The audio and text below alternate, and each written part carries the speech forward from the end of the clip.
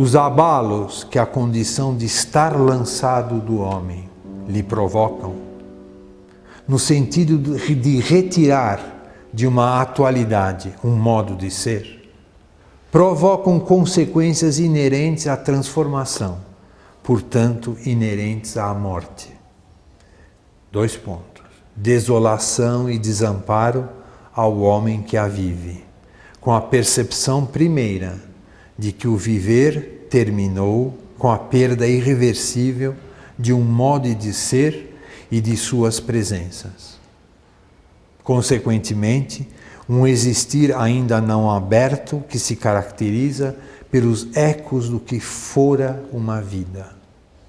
E a partir desse existir, como dizer adeus àquilo que efetivamente não tem mais lugar, a possibilidade de voltar a levantar os olhos, a abrir-se para novas possibilidades.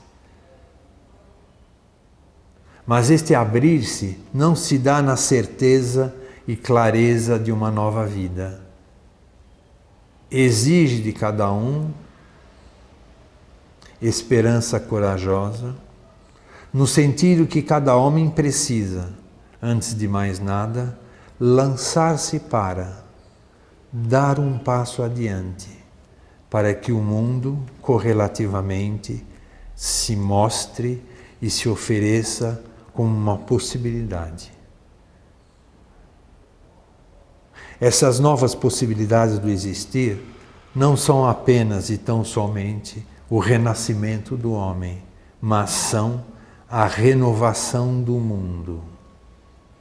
A renovação de como o mundo pode se mostrar num modo de estar com ele, absolutamente surpreendente.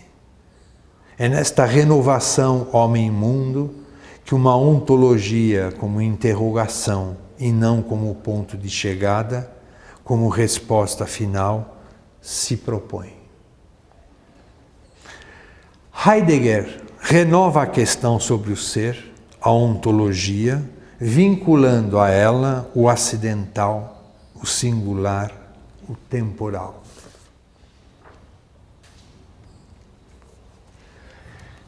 Creio que, pela maneira como o tempo foi comentado até agora, percebe-se 2 aspectos valorizados e assumidos. Que o tempo é modo de ser, é modo de estar aí. E que este modo de estar aí, aberto e sensível, é estar na iminência, na disponibilidade da transformação. Num modo de ser entregue ao imprevisível, ao genuinamente novo, ao efetivamente alterador deste mesmo modo de ser. O nome que se dá a esse modo de ser, aqui e agora, é futuro. O apelido, digamos, do genuíno tempo.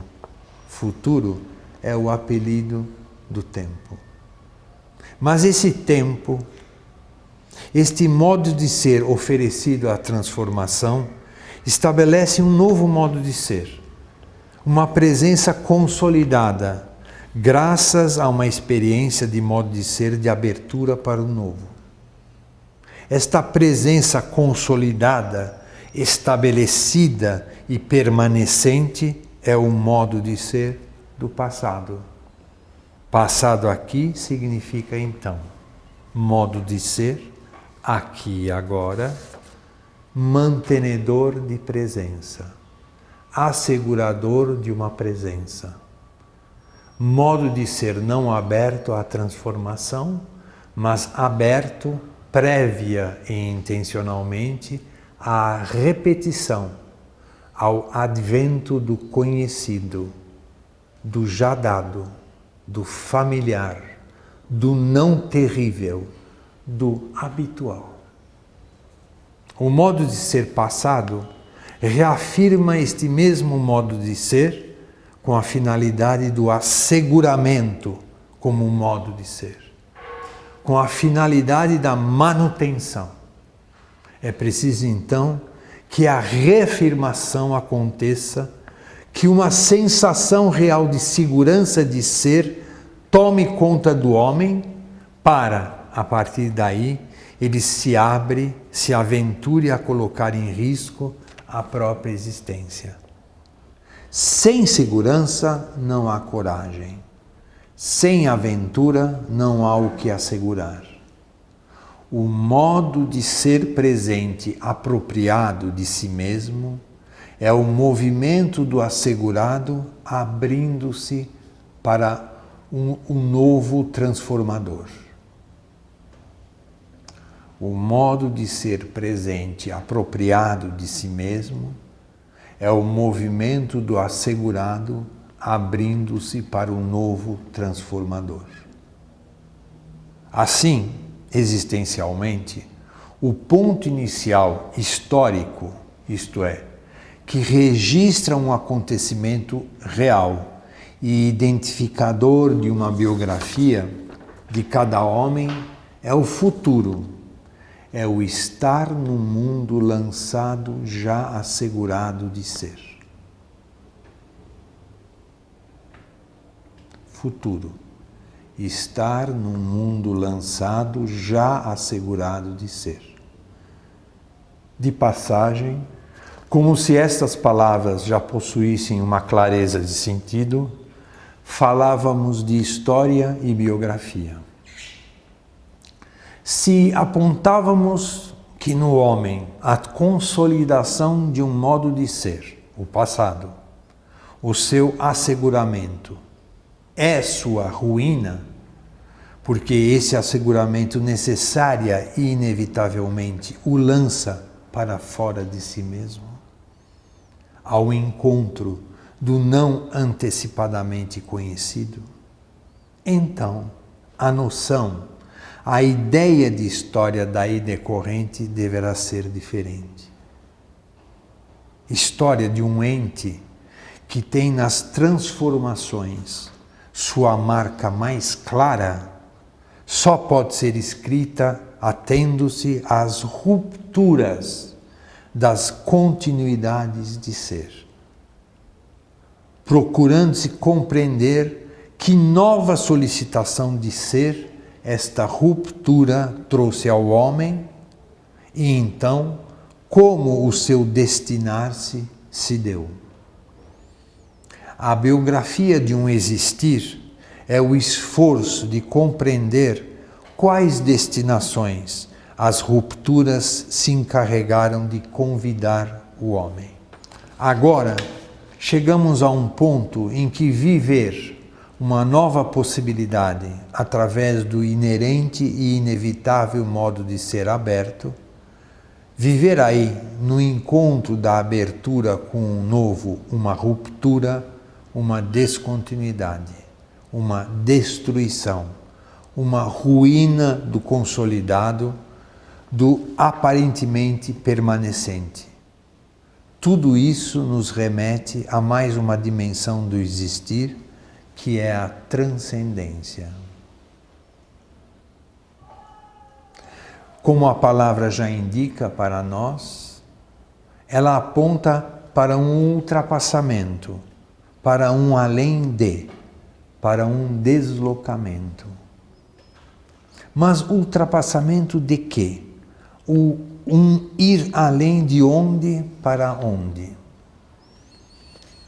Para respondermos diretamente e rapidamente, por uma via curta, é ultrapassar, é ir além da própria existência, é ir além do próprio modo de ser.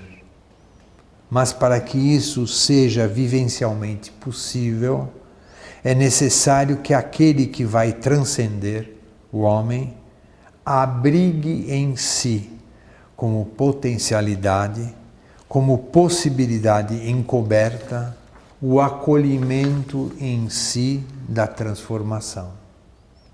E isto nós já percebemos que é próprio do homem a transformação. Ainda restam duas questões fundamentais que a partir da transcendência precisamos examinar.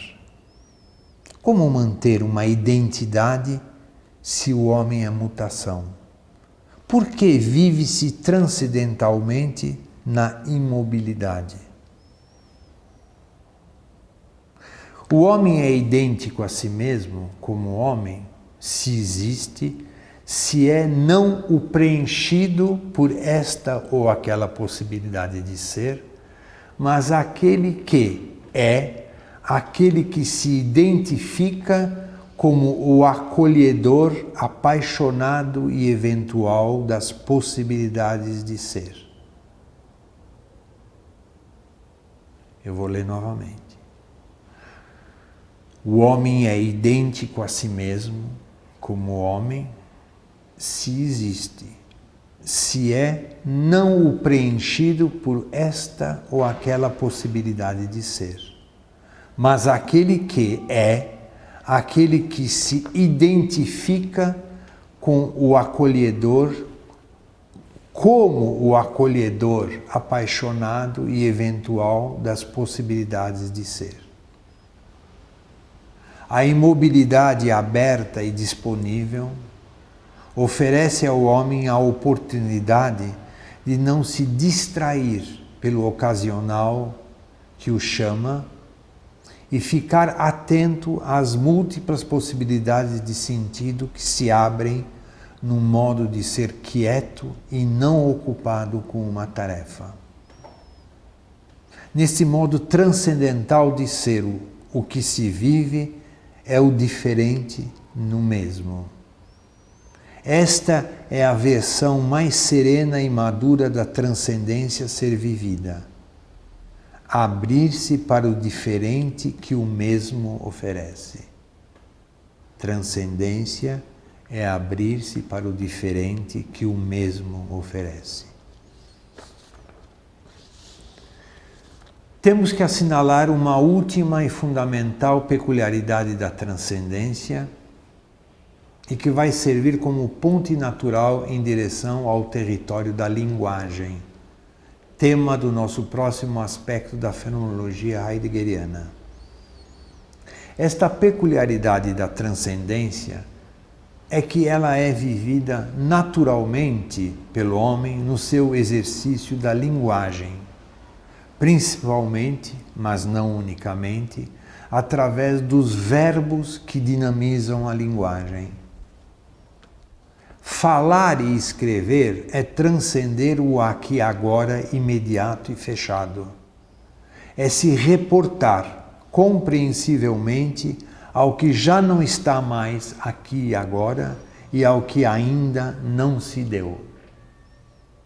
Rememorar imaginativamente, sonhar como poderia ser algo ou alguém, é viver transcendentalmente através da linguagem.